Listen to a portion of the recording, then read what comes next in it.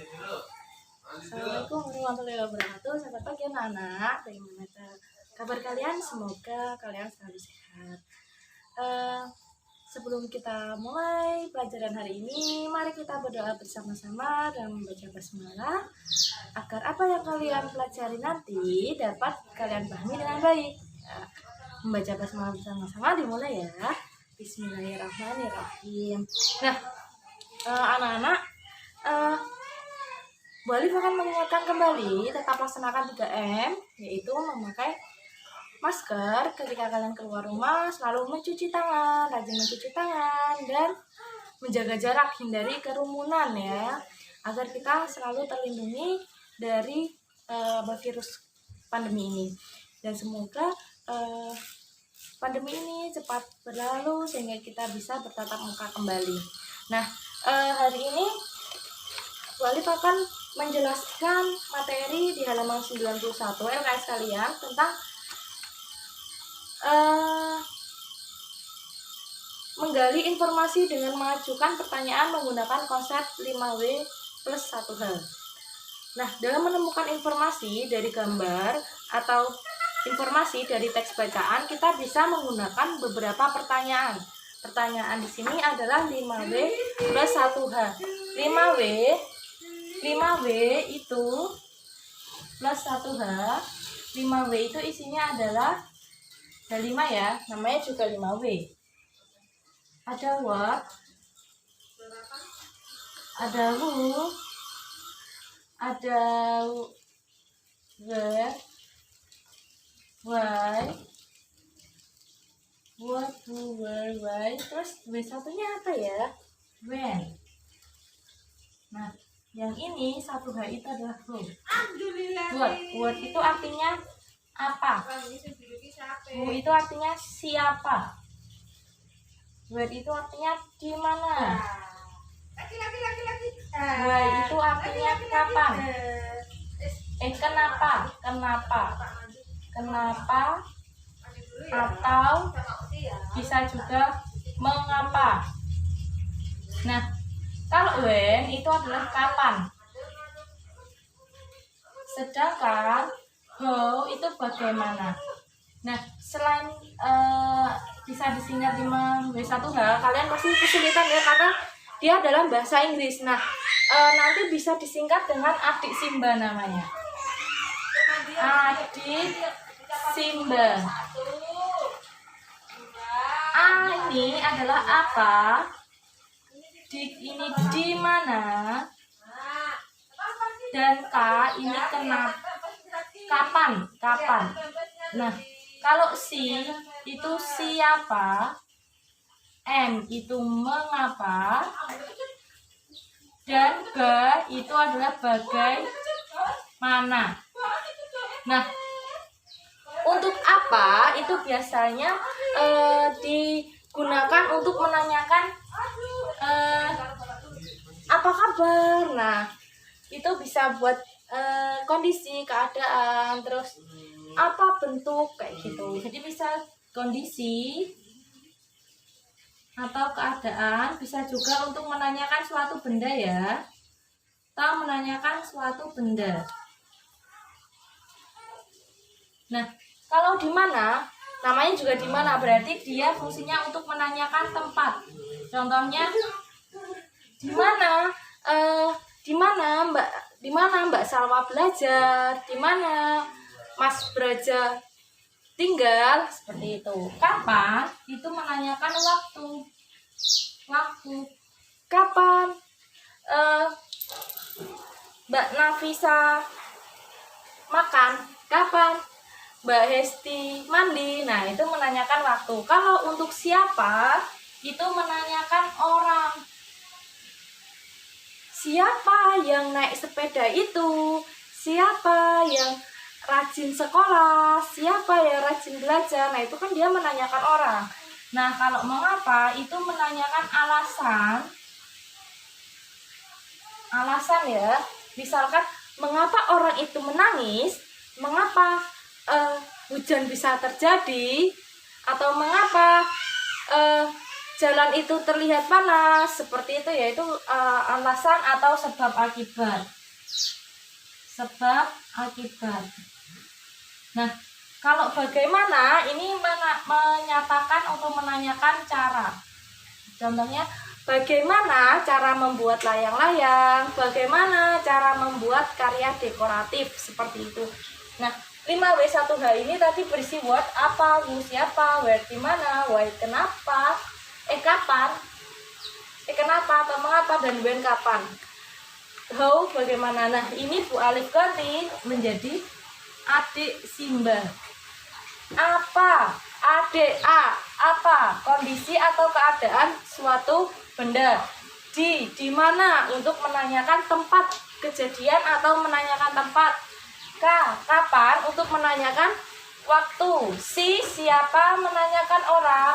M, mengapa, menanyakan alasan atau sebab akibat. B, bagaimana, itu menanyakan cara. Nah, tugas kalian, karena tadi kita bisa menggali informasi itu dengan mengajukan beberapa pertanyaan. Nah, kalian silahkan baca teks bacaan di halaman 91. Lalu kalian membuat pertanyaan dengan kata tanya yang sudah dijelaskan adik Simba tadi, dengan kata tanya apa, di mana, kapan, siapa, mengapa, dan bagaimana.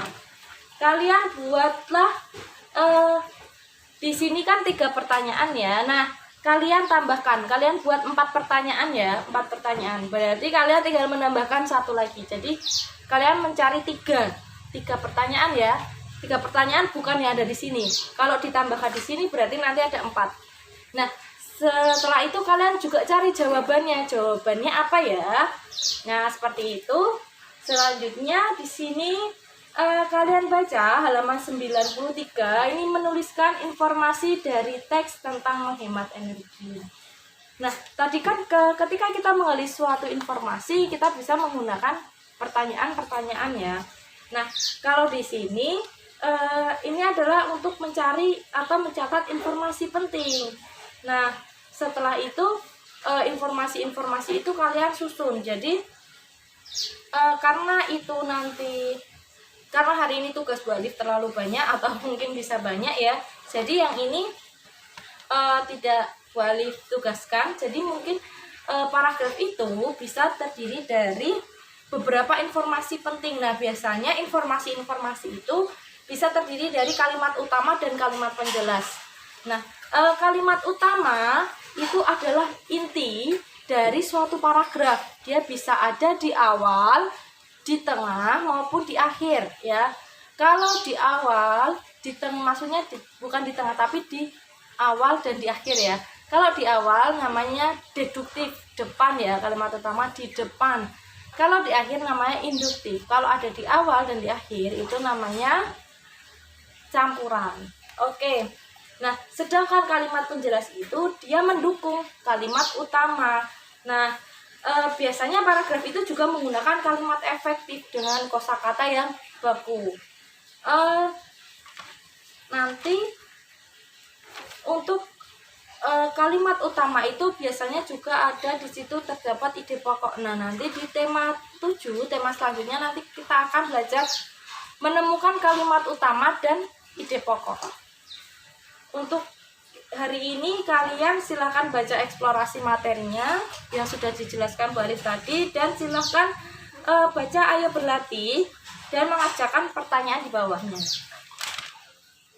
Selanjutnya untuk materi PPKN ya. Nah, kemarin masih ada beberapa yang salah dan di penugasan yang kemarin untuk membedakan hak dan kewajiban. Oke, kewajiban itu yang harus kita lakukan ya, yang wajib kita lakukan. Namanya kewajiban ya. Nah, hak itu apa yang kita dapatkan. Misalkan kita mendapatkan makanan, nah itu hak kita. Hak kita itu makan, mendapat makanan dari orang tua. Nah, kewajiban kita terhadap orang tua apa? Membantu membersihkan rumah atau membantu mencuci piring, membantu memasak, itu adalah suatu kewajiban. Hak lainnya apa? Haknya adalah mendapatkan minuman yang sehat, yang bersih untuk kita. Nah, berarti kewajiban kita apa? kewajiban kita menghemat air, misalkan seperti itu. Lalu kewajiban hak kita lagi, kita mendapatkan tempat tinggal. Nah, kita mendapat tempat tinggal. Kewajiban kita apa? Membersihkan rumah, membantu membersihkan rumah.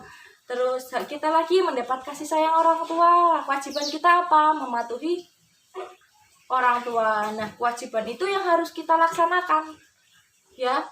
Dan hak itu harus kita dapatkan. Apa yang kita dapatkan? Nah, hak dan kewajiban ini dia berjalan secara seimbang. Jadi harus seimbang. Jadi jangan sampai kalian melakukan kalian melakukan kewajiban. Kalian melakukan kewajiban tetapi kalian tidak mendapatkan hak. Itu tidak baik, ya. Nah, saat itu misalkan kalian menuntut hak. Bu, aku maunya disayang terus. Aku minta uang jajan yang banyak. Aku minta dibelikan ini. Tapi kalian tidak melaksanakan kewajiban kalian untuk belajar, membantu orang tua. Nah, itu juga tidak baik, ya. Nah, jadi hak dan kewajiban itu harus dijalankan secara seimbang agar semua berjalan dengan baik, ya. Tidak muncul nanti suatu permasalahan seperti itu. Nah, antara hak dan kewajiban ini tidak bisa dipisahkan. Jadi ketika kalian melaksanakan kewajiban, otomatis kalian akan mendapatkan hak, ya. Misalkan kalian melakukan kewajiban belajar, mengerjakan tugas. Hak kalian apa? Mendapatkan nilai. Itu mereka itu tidak bisa dipisahkan antara si tanggung jawab dan hak ini saling berkaitan, ya, dan harus berjalan secara seimbang. Nah, di sini halaman 94 tadi yang Bu Alif jelaskan itu ada di sini, ya, di eksplorasi materi. Hak, misalkan di sini ada hak mengkonsumsi air bersih. Kewajiban kita apa?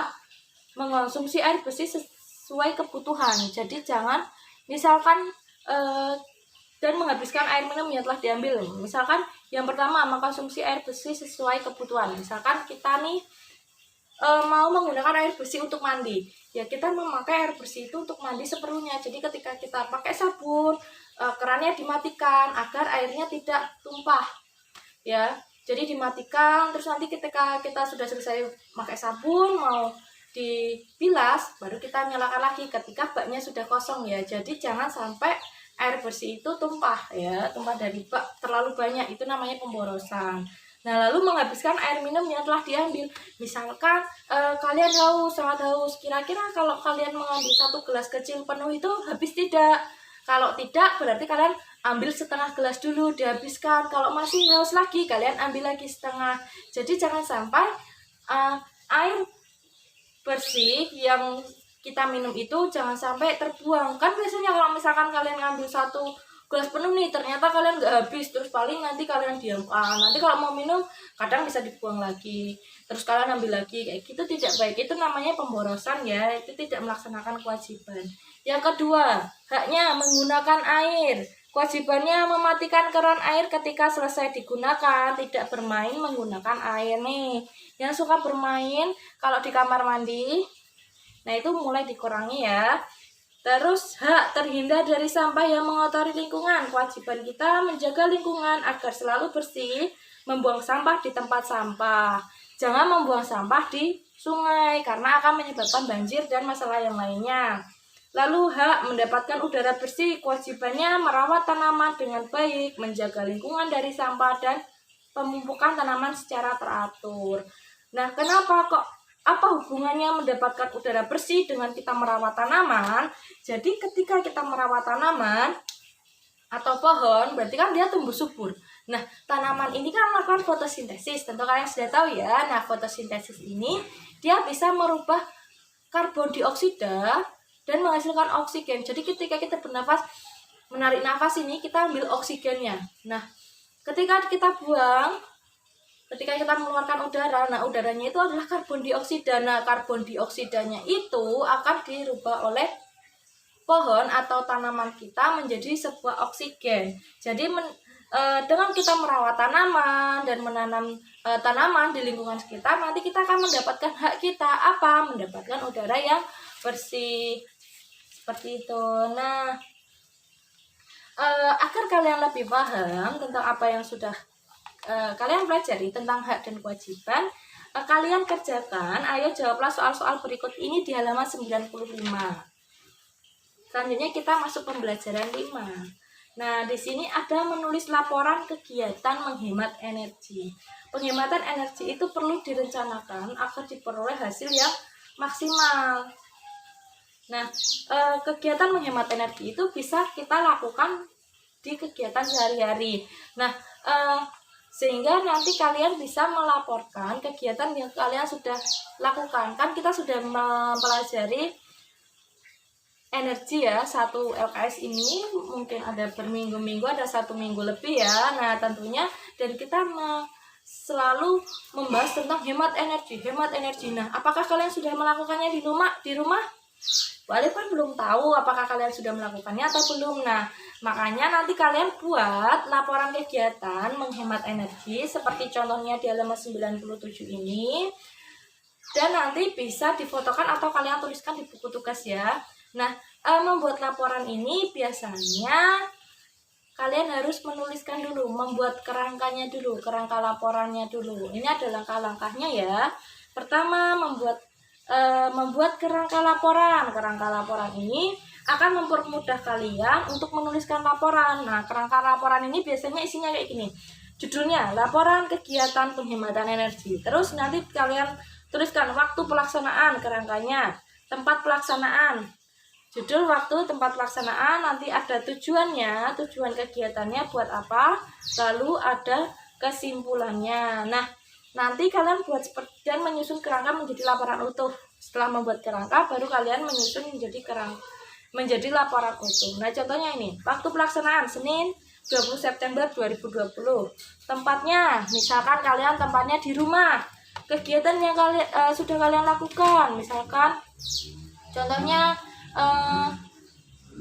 menggunakan energi listrik dengan bijaksana atau dengan baik, tidak menyalakan TV ketika tidur atau mematikan kipas angin ketika sudah tidak digunakan, seperti itu. Nah, nanti kalian tuliskan kesulitan yang dihadapi apa.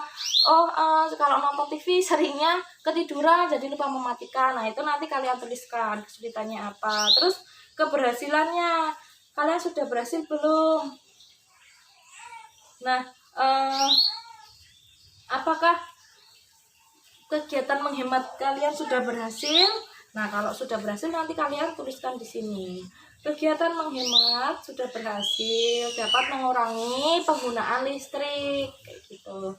Nanti kalian tuliskan seperti itu ya. Yang sederhana saja tidak apa-apa. Nah, nanti kalau sudah laporannya itu bisa difotokan, boleh. Kalau misalkan ada yang belum paham atau ingin bertanya, bisa difoto. Bu, ini maksudnya bagaimana? Nanti bisa tanyakan ke Bu Alif. Nah, di halaman 98 ini masih ada materi hak dan kewajiban. Tadi hak yang kita dapatkan dan kewajiban yang harus kita lakukan. Yang mereka itu dua-duanya ini tidak dapat dipisahkan atau selalu berdampingan ya. Nah, ketika kalian melakukan kewajiban, kalian juga harus mendapatkan hak. Ini tidak boleh misalkan kalian melakukan kewajiban tapi tidak mendapatkan hak, atau kalian hanya meminta hak tapi tidak melaksanakan kewajiban, itu tidak boleh seperti itu. Nah, di sini ada hak dan kewajiban penghematan energi. Nanti kalian bisa baca hak dan kewajibannya. Oke, setelah kalian baca dipahami ya, karena pasti nanti ini akan keluar di PTS kalian, karena besok Senin kalian sudah PTS. Ini kemarin sudah kita pelajari dan sudah kita kerjakan juga. Yang ini tidak perlu dikerjakan, tidak usah dikerjakan ya, ayo berlatih. Kalian kerjakan saja yang evaluasi pembelajaran halaman 100. Oke, jadi tugas kalian hari ini banyak membaca ya. Kalian baca teks halaman 91, lalu kalian membuat pertanyaan, 4 buah pertanyaan. Di sini sudah ada 1, kalian tinggal mencari 3 dan diberi jawaban. Ingat, harus menggunakan kata tanya ini, adik Simba ya, pilih salah satu. Jangan semuanya apa, semua tidak boleh. Jadi karena di sini sudah ada apa, nanti kalian pilih di mana atau kapan atau siapa, mengapa atau bagaimana ya. Jadi tidak boleh apa semua, tidak boleh. Kalian harus menggunakan kata tanya yang lain. Ingat, kata tanya itu selalu di depan. Ini apa ini di depan ya. Lalu diakhiri dengan tanda tanya. Kalau misal siapa anak yang naik sepeda itu. Nah, itu kan siapa itu kata tanyanya di depan. Nanti diakhiri dengan tanda tanya. Harus seperti itu. Ingat, kata tanya di depan, diakhiri tanda tanya. Jangan lupa disertai dengan jawaban. Yang ini tidak perlu dikerjakan. Selanjutnya, yang menghemat energi. Ini silakan kalian baca teksnya, lalu kalian jawab pertanyaannya. Yang ini kalian juga baca teksnya dan kalian jawab pertanyaannya ini. Lalu yang ini tidak perlu dikerjakan dan kalian membuat laporan. Disertai dengan menjawab evaluasi pembelajaran. Jadi ada tugasnya 1, 2,